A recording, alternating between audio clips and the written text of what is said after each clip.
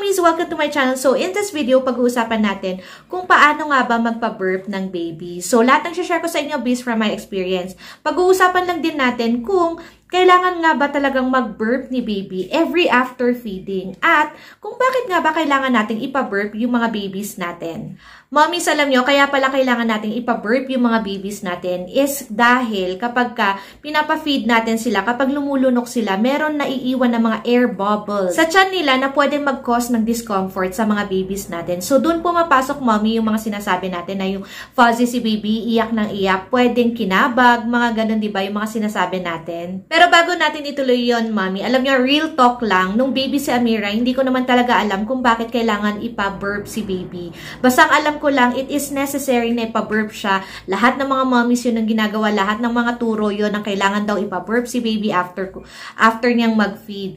Pero alam nyo, ngayon ko lang na-realize na, syempre, kailangan din natin i-educate yung mga sarili natin. Bakit nga ba natin ginagawa yun para kay baby? This time, mommies, pag-usapan naman natin, ano yung mga ways para ipa-burp natin si baby natin. So, yung may share ko sa inyo, mommies, based from my experience and sa mga napagbasa-basa ko. So, isa sa pinaka-common is yung i-rest natin dito si baby natin. Make sure lang natin na hindi natatakpan yung mga airways ni baby natin. And kapag i-rest natin dito yung baby natin, dapat meron tayong nilalagay dito na bimpo, ganon, para magka-catch ng pwede niyang isuka kapag nag-burp siya. Habang naka-rest dito natin si baby, mommies, kailangan itap naman daw natin very gently yung kanyang likod para makatulong din yon na makapag-stimulate ng pag-burp niya. Next, mommy, pwede rin daw yung nandun siya sa lap mo, si baby mo, tapos itatap mo yung likod niya, kumbaga papaupuin mo siya gently. Always ko sinasabi yung gentle, mommies, ha,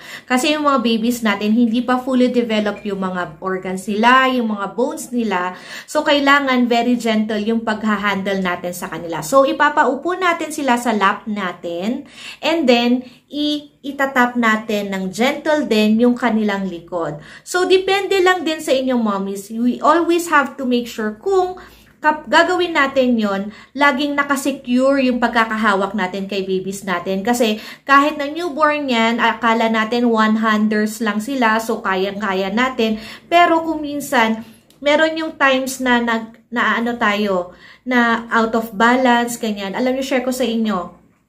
This is out of the topic, pero gusto ko lang i-share sa inyo para you just have to be very careful lagi sa mga anak ninyo. Si Amira dati, nung pinapaliguan ko siya, tapos hawak-hawak ko yung leeg niya, alam niyo ba, na-slide yung yung katawan niya. So, kahit na-soak siya konti, yung face niya, na-soak konti dun sa water. So, yung mga bagay na yon, kailangan talaga, mag-iingat talaga tayo lagi and very alert. So, in the same way, dito sa pagpapaburp natin kay baby natin. So, uulitin ko, nakaupo yung baby natin dun sa lap natin and medyo ipapatilt natin konti yung kanyang katawan. So, nakaganon. And then, itatap natin konti dito. So, yun yung isa sa mga nabasa ko.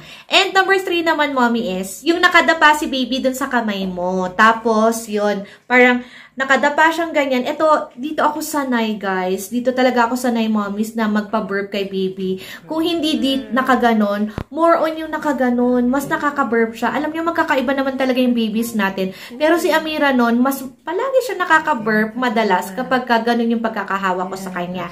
Ililink ko dyan yung picture ni Amira kapag na yun niya, yung ginagawa kong yun na hinahawakan ko yung kamay, yung katawan niya na nakadapa siya, ganon.